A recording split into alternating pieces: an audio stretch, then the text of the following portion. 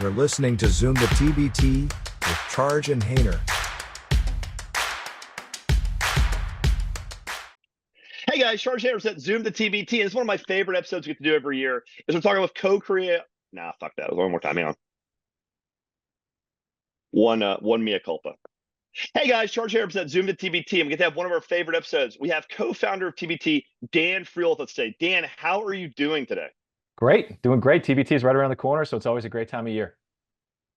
Definitely. You guys come right off TST and its wild success, which you guys found last year. Really going good. Right into basketball, the premier event of the summer.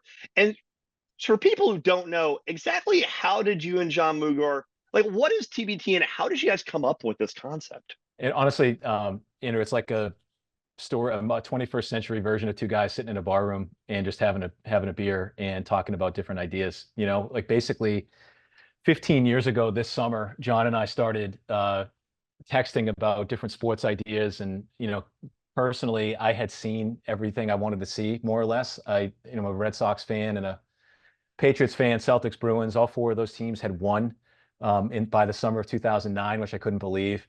I moved to New Orleans and the Saints won the Super Bowl. So I had seen pretty much everything that a fan could want to see. LSU had won the championship down here. So it's like, it was a great time of sports fandom in my life. And I think John's perspective was more or less the same. Although I would let him speak on what his motivations were.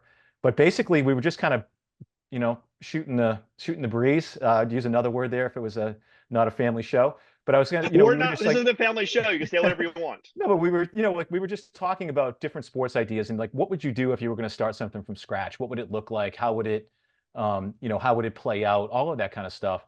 And, I had gone to law school and had taken all the sports law classes, although I had no career ambitions in sports at the time. I was working as a prosecutor.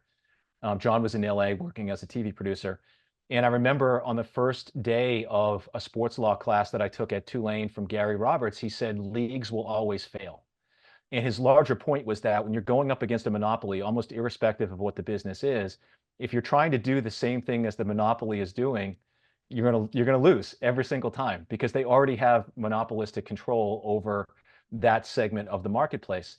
And so obviously a league was not going to work. But what I had been following a lot at the time was FA Cup soccer and watching that in the UK. And if you're not familiar with the FA Cup, it's really truly one of the greatest tournaments in the world in any sport. It starts off with close to 1,000 teams and they play down to two in Wembley Stadium in front of the whole country. And then you win the FA Cup. It's been around for 130 something years. So I was watching a lot of that at that time. And although we have things like the NCAA tournament, we have the NFL playoffs and all this other stuff, we really didn't have what I consider to be a national professional basketball tournament. And and when I said to John, what if we make it a tournament instead? John's reaction was single elimination, winner takes all. And that has been ethos ever since then. The original idea was for $50 million. Obviously, we're not there at this point. And if we ever do hit 50 million, then we're probably going to retire. But, that was the original idea. And now, in our 11th year, we're pretty close to what that original concept was. There are still some things that we'd love to be able to do in any startup environment, which I still think that we are. In any startup environment that's in a challenger space, as you would call it, there are financial constraints in terms of what you're able to do and how you're able to approach things and how long it's going to take you to get to the point that you want to get to. But in all honesty, just being around for 11 years is really, I think, a great hallmark of success. TBT is on pretty solid footing at this point. We've got a lot of great things going on this year. We're changing up our network that we're going to be on, which is really exciting, I think, for us. And I think Fox is excited about it too. But overall, it just kind of started with an idea between two buddies. And it developed over text and over email over the course of a couple of years. And, ultimately became what it became. And, I just couldn't be more grateful that I have the opportunity to do this professionally. Yeah, I mean, it's funny. Charge, I've been following it since the second year, and it's been something we've really been involved with since almost the start. And I'm just amazed you guys gotten this far with such a simple and elegant idea. I want to actually, we'll skip around a bit. I want to talk a little bit because you mentioned the idea of there's nothing like that. TBT has actually been an innovator in basketball, almost an expansion or a lab to try out new ideas with the Elam ending. And you mentioned the idea of the tournament. Do you guys claim some credit for the NBA taking on the the in-season tournament. That's something they've started to do. Maybe they took some inspiration from this. The limiting is used at many levels of basketball now, including some G League games. And also, of course, every knockout sporting event, everyone you see now has that board where they take them and take them to the board. That's something you guys started, was the big board where people move the bracket over. Like, not only can you talk a little bit about how proud you are to see these innovations that you guys have come up be in the larger sports space, and maybe some innovations that you see in the horizon? Well, I don't know if necessarily, pride is the right word, but that I would use. But what I would say is that it's kind of gratifying to see that the ideas that start off, whether it's text or email or a Zoom call or a phone call or whatever, it's gratifying to see that those ideas have some merit, and they're not just these sort of silly infatuations that you have that never come to fruition, or that never actually are adopted. So certainly like the Elam ending. The idea itself came from Nick Elam. All we did was open the email, unlike the other 70 people that he emailed. We opened the email, read through it, into John's credit, he really dug into it right away. So that's an example of looking at a good idea, asking why can't this be done, rather than why should we do it? Why can't it be done? And then just do it, And so when you have the opportunity to do something neat and fun and fan focused, that's always what is going to drive what we do. So if other people adopt it, that's awesome. I think that there obviously are things that seem to have been inspired by what we do, and if that's the case, then that's all the more gratifying. Is the lawyer and you just a little bit like, that's our intellectual property? No, I'm kidding. I'm just Well, I mean, honestly, I do know what we have and what we don't, and what we can protect and what we can't, and there are things that we do undertake in that regard, but the motivation not necessarily is profit from those things. It's more about just protection of the actual concept and trying to preserve our place in sports if we can. Definitely. I mean, it's been a fun ride seeing it from the outside. It's been really nice. It's I a want lot to of fun on the things inside. year. It's a lot of fun on the inside too. I would imagine. Every year I keep thinking I'm going to have to get a real job, and now I'm in 11 years into this, and it's been more fun every year that we do it.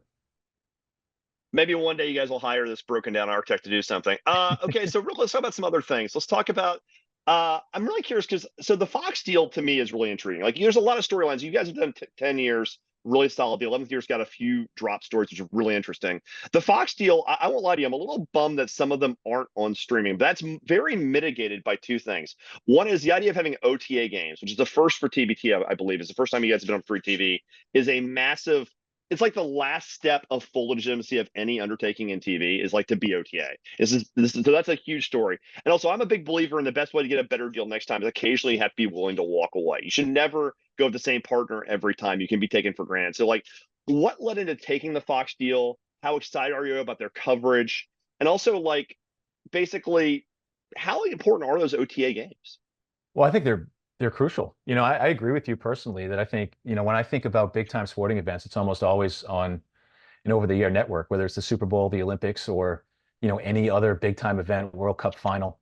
I think that over the air is irreplaceable now, especially because of how few homes actually subscribe to cable. So, from that perspective, there's just as many homes now in 2024 that have access to over the air as there were 15 years ago or 20 years ago, if not more. So we're really excited about that aspect of it.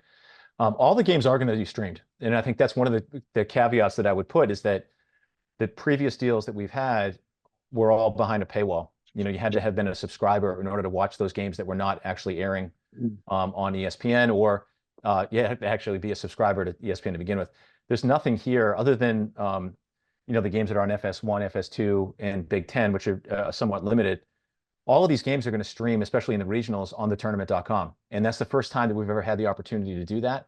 We control how that's presented. We control the announcers of that aspect of it. So that's a part of the rights that we've been able to retain and make those free to fans. All we're asking for you to do is just basically send us your email address and sign in. There's nothing to be paid to watch those games. That's the first time that we've ever been able to accomplish that. Actually, I shouldn't say that. I think in 2015 we might have streamed on Facebook. One of the first ones to have live sports on Facebook. Yeah, I remember those games. Yeah, those were great. There was a guy in a van that was driving from LA to Chicago overnight to make sure that the streams were set up. It was incredible. But yeah, so we have some great stuff going on with Fox, and I think it's a really exciting move for us. And I think obviously the novelty of being on a new network is cool. there's a lot of overlap between what Fox's interests are in basketball and what we do, specifically with the Big Ten and the Big 12. So we're excited about that aspect of it, and I think that they are too. So we've got a lot of really cool things planned, and over the next couple of years, I think it's going to be a really fruitful relationship for us and for them, for sure. Yeah, I did read it's a multi-year, which can be as little as 2, but at least it's not 1. So I did read it's a multi-year deal, which is very exciting to see what they do with it. Also, we get to interview John Fant, who's going to be one of your lead guys, who's calling Louisville and Lexington, and his infectious energy was just so impressive. It's one of the most eye-opening interviews I've ever had on this podcast because he was so much fun to talk to, and he's obviously so passionate about the event. He said it was a privilege to cover, which I personally agree. I think that's definitely a big thing. I did like the fact you guys are putting it on the website. Yeah, that's also to me very, very interesting because we had talked about that. I think last year when we met in Dayton, we were talking in Dayton about you doing something like that, and I was wondering if it was going to get pulled off. And like most things, I doubt with you guys pulling off, you pulled it off because I am at my nature a pessimist. So I'm always happy when you guys prove me wrong, which is on a yearly basis at this point. Let's talk about the other really big story I'm excited about with TBT this year is the regions have always been good. You guys have always picked some good regions, but the venues gotten this year, historic Rep Regional, Hinkle, the Zoo. I mean, this is a list of regions that is clearly, and I mean clearly, the best you guys have ever had. Of the 8 regions, 7 are primary to the host. Only 1 is not primary, and that's Freedom Hall, which is the primary for 30-something years. So can you talk about how hard you guys had to work to get these primary venues? This is the greatest historic venue list you guys have ever had, with the exception of possibly when you had the Palestra. I mean, this is crazy. So how were you able to get this insane list of regions together? It's just a lot of relationship building over the course of the years. A lot of it comes down to whether the teams are coming together. So if you have the right team that comes together, the school typically wants to get on board. And from our perspective, the relationship with the school is paramount. If you have that good relationship with them, we're partners with each of these places that we're going to go to. And so we're relying on them as much as we're relying on us to bring these games to their venues.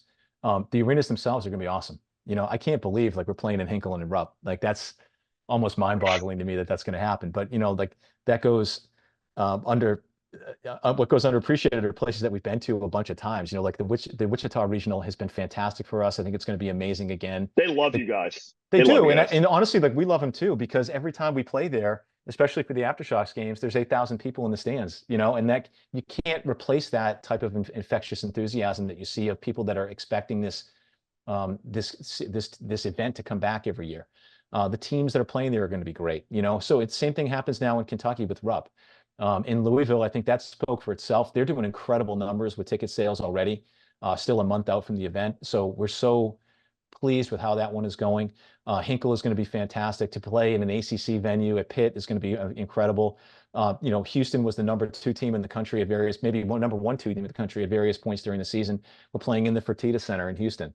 You really can't beat these scenarios. So I'm as pleased as I could be about the venues themselves. In terms of like the work level that went into it, it just comes down to building those relationships and having the trust. I think the fact that we've played now for 10 years, and especially in the last 4 to 5, I think we've shown, particularly through Wichita and Dayton, what can happen if it's done right, and if you hit the right notes when you're marketing the event. Schools want to be a part of that. Yeah, I mean, it's interesting you mentioned that because like the Wichita and Dayton regions have been just madhouses. But the times I've been to Dayton, I've actually never made the trip to Wichita yet, but I need to get out there at some point. It's a must see. If you're a TBT fan, it's a must see. It's amazing. It really is incredible. When as like founders, like when John and I look at what goes on in Wichita in particular, it just is mind-boggling. And there's a scenario this year where theoretically, if Louisville and Kentucky get matched up in round 4. You could easily see 8 to 10,000 people showing up for that game. And, that would, I think, be an absolute dream to see something like that happen.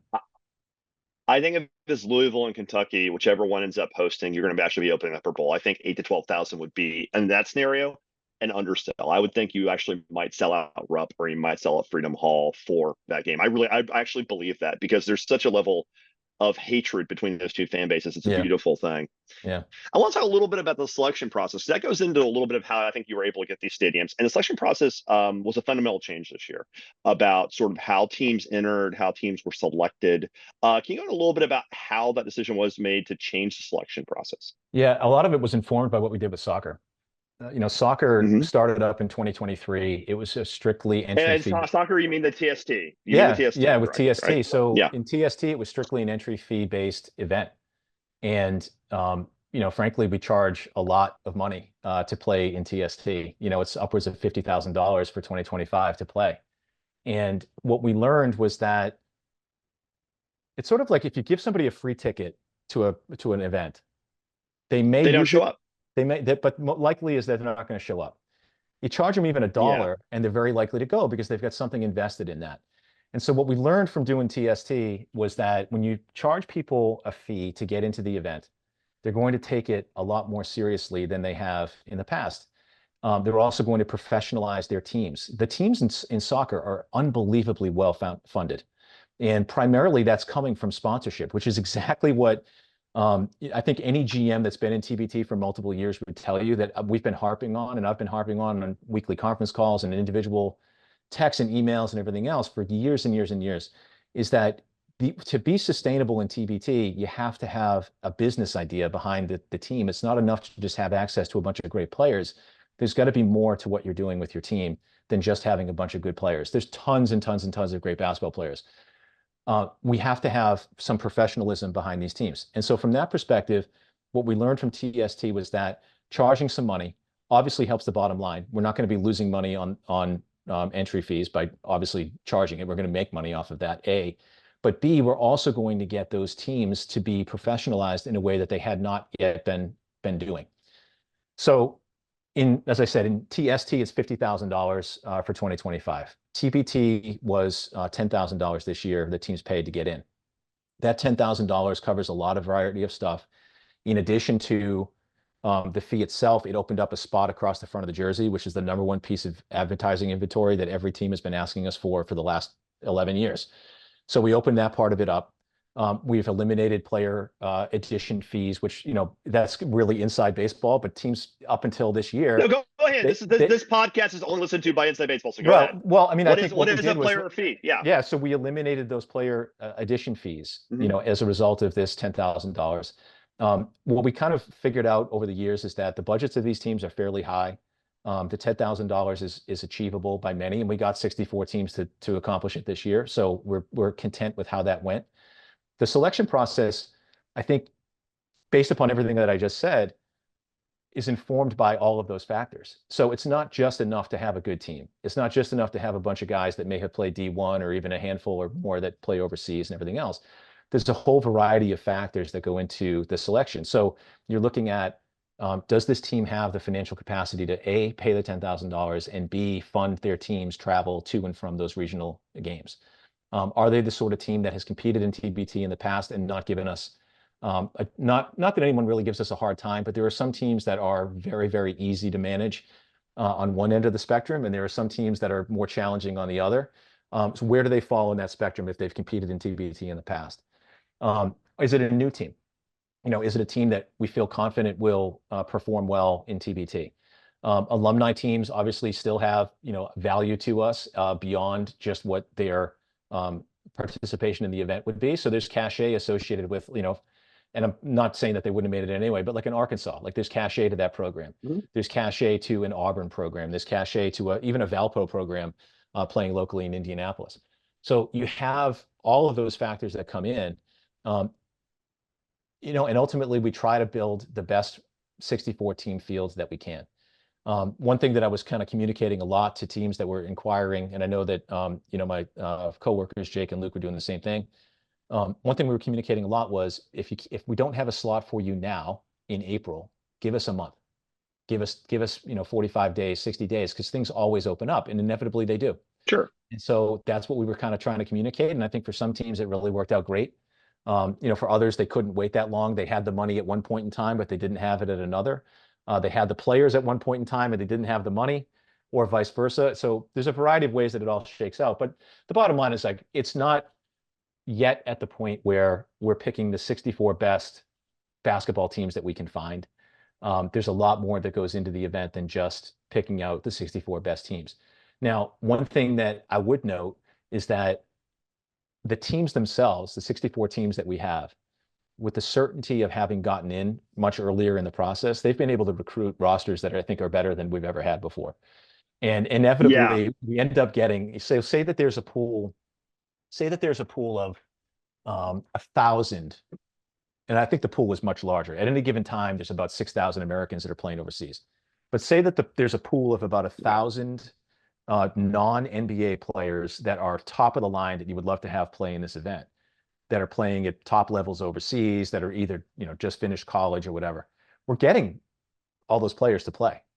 Like, it's not like we're missing out on the players themselves. So inevitably, I think that the wheat gets separated from the chaff, and the teams that are very well organized end up getting those great players. And I think we're pretty satisfied with how that goes. There's always going to unfortunately be some hurt feelings. The same thing was true when we did the voting process. We had teams that would lose the voting process by 10 votes out of like 3,000 votes. They would be down by 10 and they wouldn't make the cut, and it stunk when that was the case. But there's no perfect scenario, unfortunately, and I think the NCAA tournament would probably agree. Yeah, I think that's a very fair answer. That's actually elaborates. I actually like the idea, because you did mention the fact that by having the certainty of getting in earlier, while it does take some of the drama away from the bracket show, it does actually give certainty to the teams, and that is leading to these rosters. I mean, this is probably, Eric Bledsoe, you've got Andre Roberson, you've got all these guys coming in. You've got probably the most brand name players, Willie Cauley-Stein, the entire Kentucky roster, basically. Yeah. Shelvin Mack. You probably have the most brand name former NBA or NBA prospect based thing. Is there a direct relation between this sort of selection process being more formalized and these rosters? Is that almost a one-to-one relationship? It could be. I think that when you know that you're in, and you know that you're playing in your home court at the college that you went to, 6 months in advance, you have a lot more time to have those conversations with guys, and they have a lot more time to think about what they want to do this summer. In a case of a guy that's played in the NBA, I don't know that, $5,000 to play in a summer league someplace is going to be worth it. So why not go back to Rupp Arena and play, or why not go back to, Hinkle and play? So I think for those purposes, it's really, pardon my call here. But I think for those purposes, it's really easy for them to make those pitches. I think the other part of it too, and I think Montrezl Harrell is a great example of this, is that TBT has become, I think it's always been reputable, but reputable to the point that players can use this event as an opportunity to showcase what they can do specifically to earn an NBA contract or a better contract overseas, in a way that is unique. I love Summer League, and I love the vibe that goes around with it and everything. But when you get out there to Summer League, it's not the same basketball as you're going to see in TBT. What you see in TBT is a very defensive focused, maximal effort, win at all costs environment. And that's impossible to replicate. It's impossible to replicate anywhere else in the summer, specifically. Unless you get to a game 7 of an NBA final, you're not going to see that level of intensity outside of TBT in professional basketball, in my opinion. So for a guy like Montrezl Harrell, who, if he goes out to Summer League, is not going to be able to show, I don't think, the level of defensive effort, rebounding, and the things that he is known for to begin with, as he would in TBT, it's an easy ask. He was there watching these games last summer. I think he would have played if he could have, because of injury. And now he's coming back, and he's going to play in the event because he wants to showcase what he can do, and he wants to be a part of something that he loves. And so you can't really put a price on that in terms of enjoyability from a fan's perspective. Yeah, I think I want to build on what you said, because you said that like it's always been that way, but it's almost legitimizing the idea of you can use TBT to get a better contract. I would posit that it's actually been that way almost the entire run. It's just now becoming common knowledge. Yes, I think it's been that way. That's a good way of putting it. Yeah. Yeah. Absolutely. I mean, guys have used this to get better European deals every year. I thought everybody we've had on the show, I asked them a lot now, like, has this been good for your career? They're like, yeah. I mean, Marcus Keene parlayed a couple of really great runs with Sideline into like higher and higher level European deals, get his foot in the door and go from Estonia to Italy and start going up through the EuroLeague ranks and into Yep. China because he was able to get a little more burn here. I mean, that's a really interesting thing. So the Connor thing, I think, has actually always been that way. It's just becoming more common knowledge to the Yeah. players, I think, Yeah. now. The scheduling thing you mentioned is interesting because I actually always enjoy Summer League, but Summer League is more fun because it's basketball in a somewhat low stakes environment. Guys are awfully getting shots up. It's massively disorganized. They're guys just trying to like get in front of people and network. It's not the same thing at all. I mean, it's fun, but it's more fun because you're sitting by the pool in Vegas and then you're watching basketball. Let's be honest about what Summer League is. It's a vacation with basketball attached. That's what Summer League is. But this year you guys do have some schedule things. You're up against Summer League a little bit more than usual, and also you have the Olympics. Has that been something interesting about how saturated the market is this summer for the games?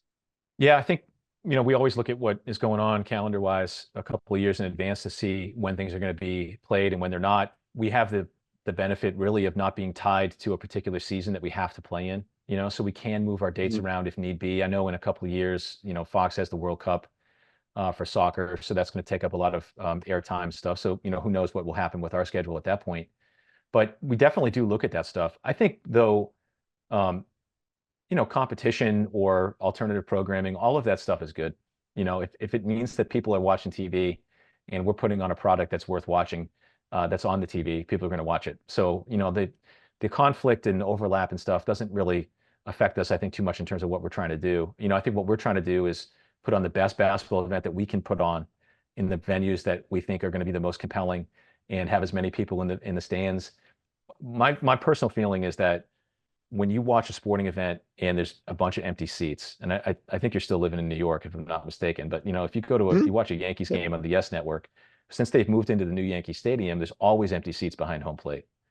And I think that stinks. It's just they're expensive seats, and it doesn't visually look as compelling in the new Yankee Stadium as it used to look. And I say this even as a Red Sox fan.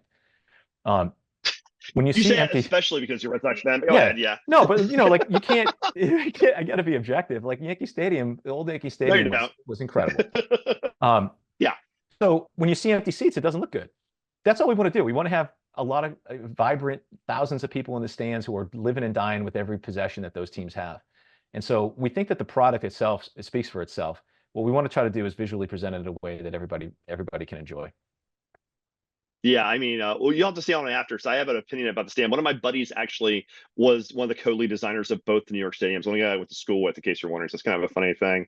But talking about this is wonderful. The new teams.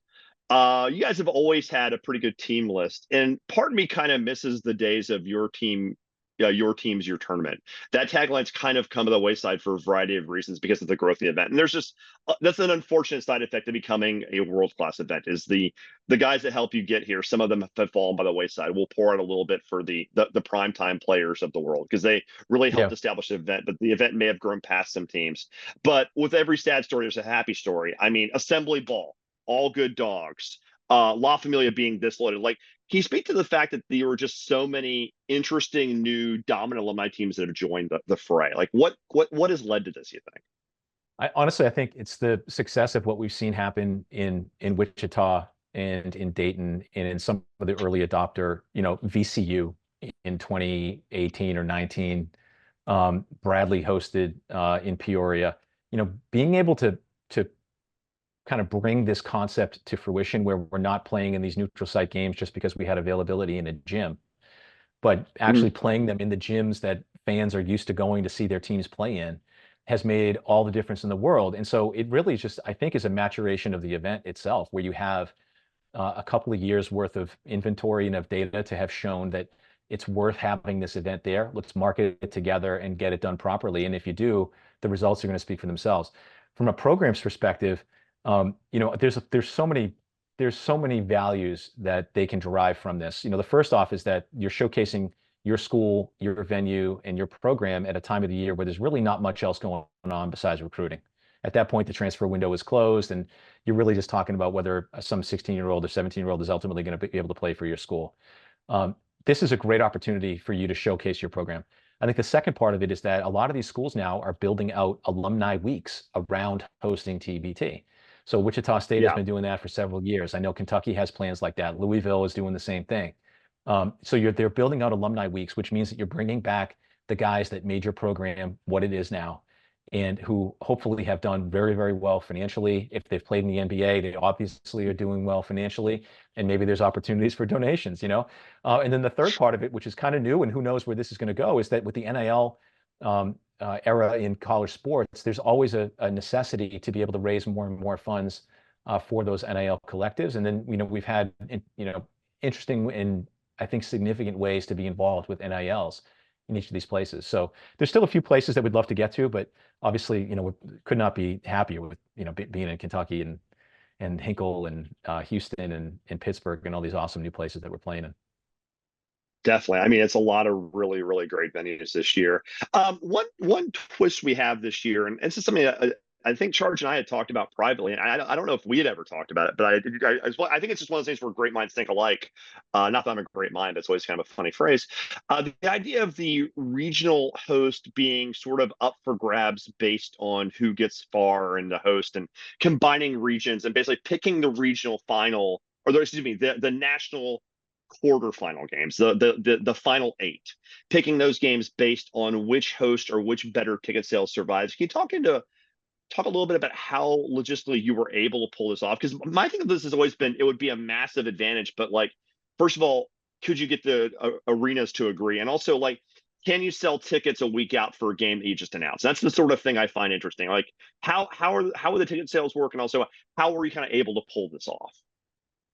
Well, I think the logistics of it really just came down to being able to convince the venues that we're going to play in that it's worth sticking around and hosting a 4th round game if the right teams advance.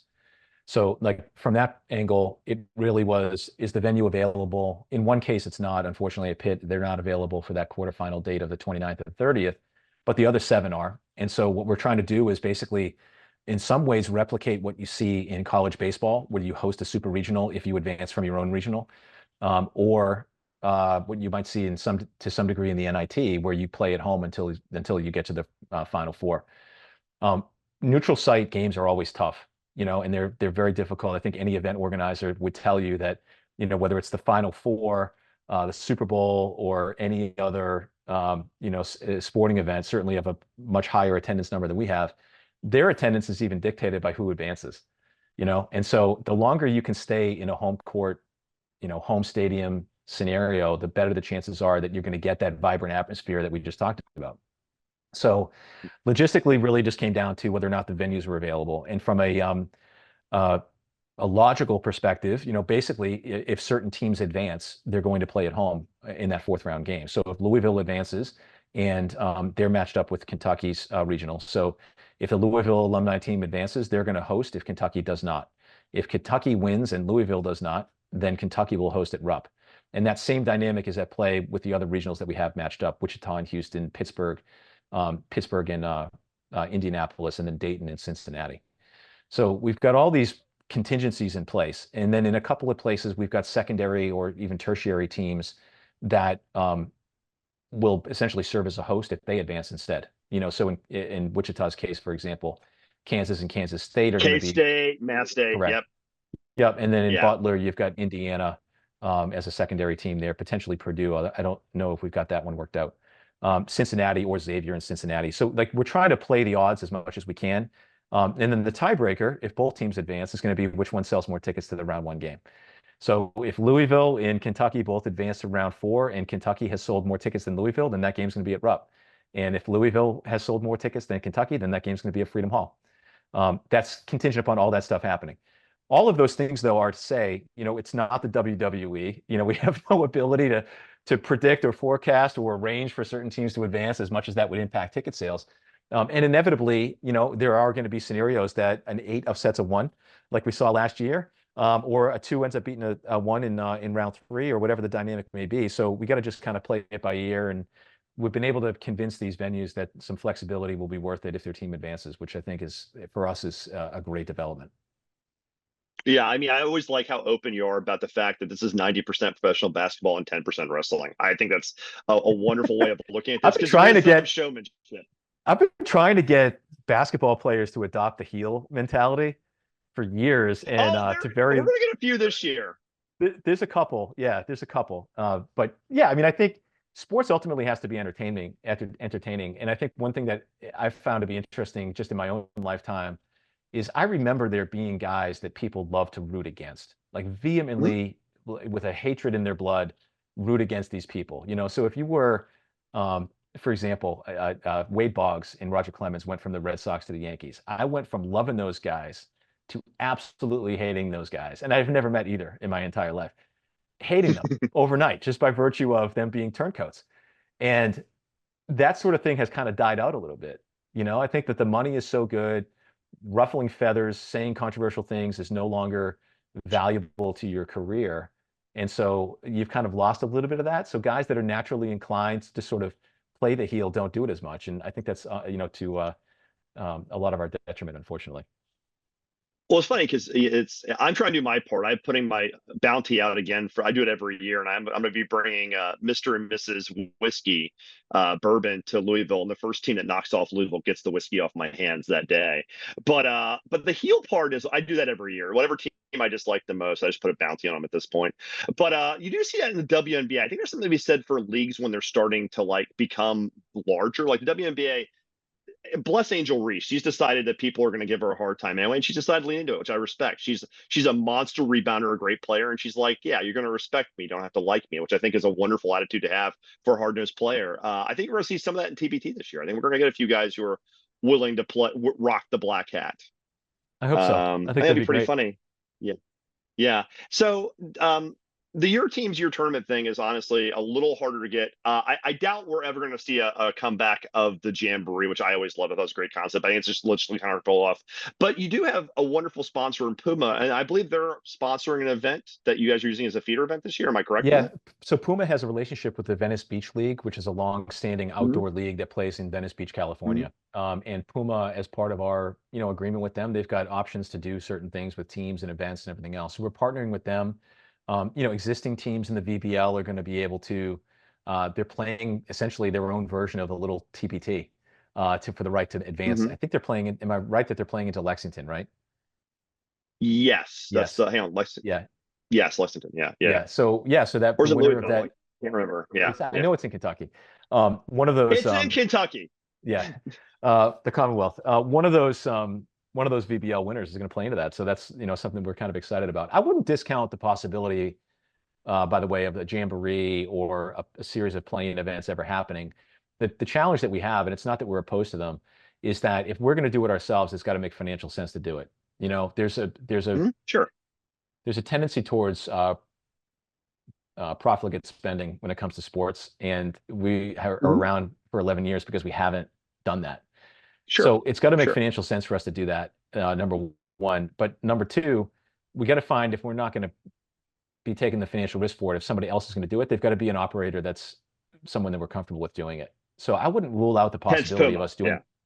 Yeah, yeah, and yes, and so we got to be confident that it's gonna work the way that we want it to, And I wouldn't discount the possibility of that happening at some point in the future.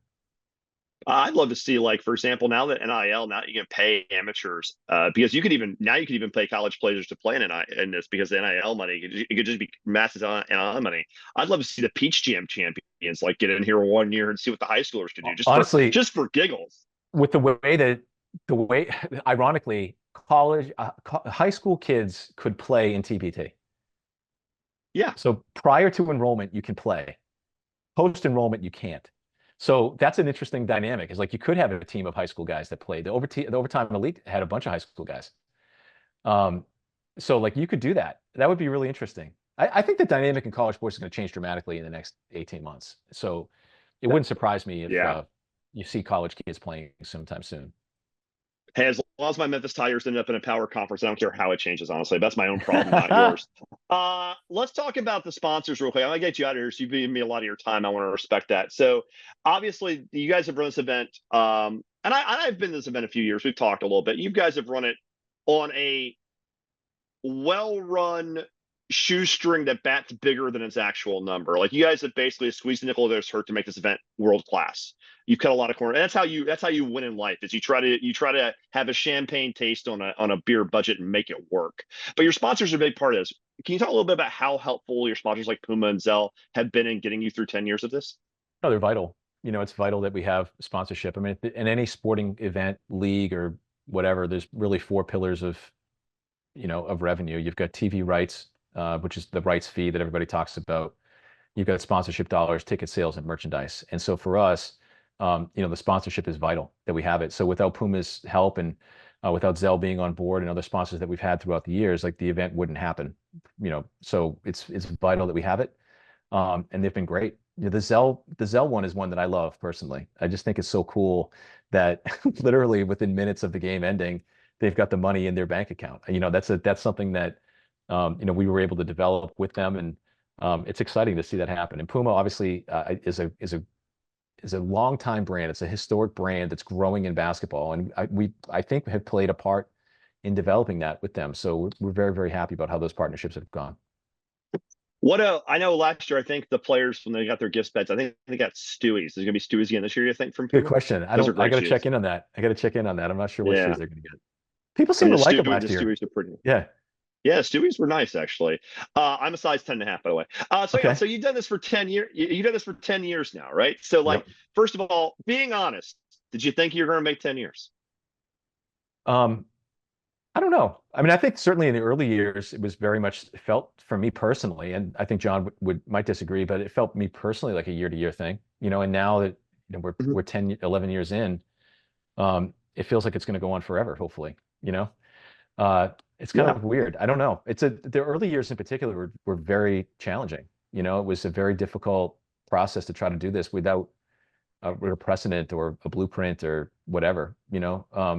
Not that it's easy now. We've got way more help now, and we have way more talented people working with us that have a lot of experience and know what they're doing. And I think the other part of it too is that we're also leaning on our partners a lot more at the universities for TBT to help us. Like they know how to operate their arena, and they know how to do certain things and much better than we want to do. And so we're much more efficient in that regard, I think, than we have ever been in the past. I know my architecture studio has gotten a lot more successful once you realize, you know what, I'm going to do my job. I'm going to trust my colleagues to do their job, and we're going to do our jobs together, and I'm going to let them do their thing. And my life's gotten a lot easier once I've started just letting other people do what they're supposed to do, as opposed to trying to micromanage everything.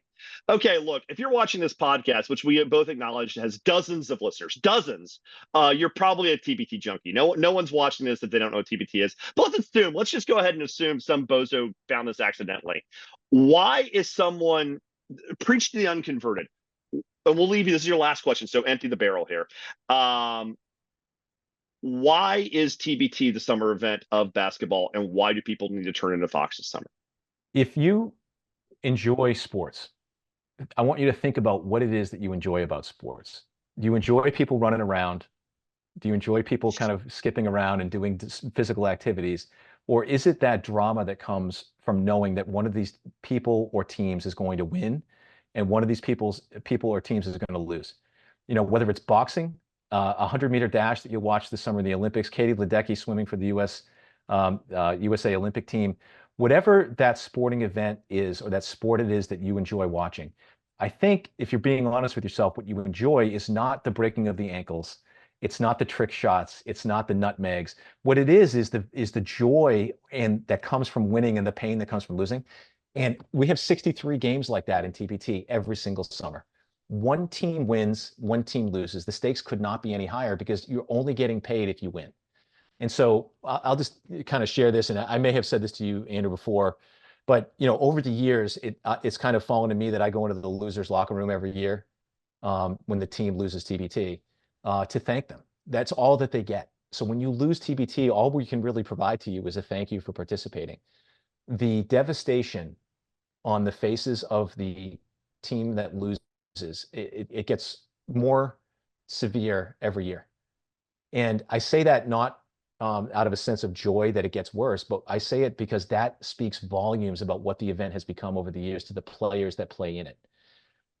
When you watch a Little League game, you know that you're not watching Major League Baseball.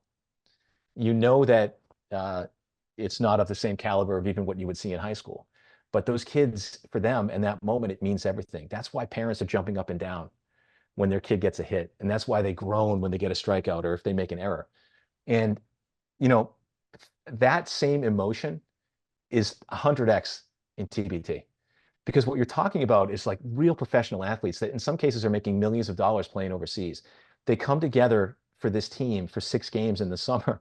And in the course of those 6 games that they play, when they make that championship game, the level of emotion and investment and everything else that they have is, I think, unparalleled in sports. It's such a short window that they have to come together, and they ride this incredible ring of emotions. They've played great games, they've played bad games, they've squeaked through.